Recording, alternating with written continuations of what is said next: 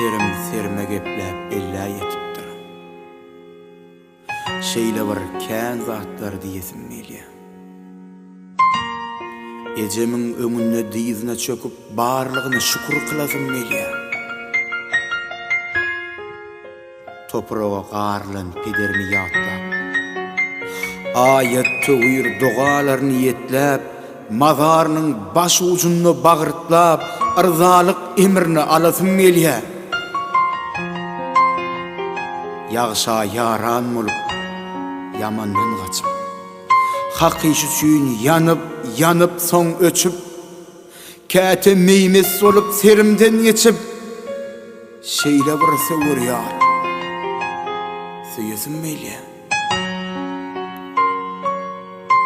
Kağız galammy ýanymdan goýman.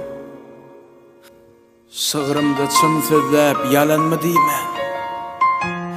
Heýde ýörek gezip bilermi söýmän. Şygyryýet dünýäsini söýesim gelýär. Dogduk owamy galyrdım men uzakda. Alsa kökürdüm ayak tuzakda. Çağa döwrümi ýatlasam her gezekde ejemiň çöregini iýesim gelýär.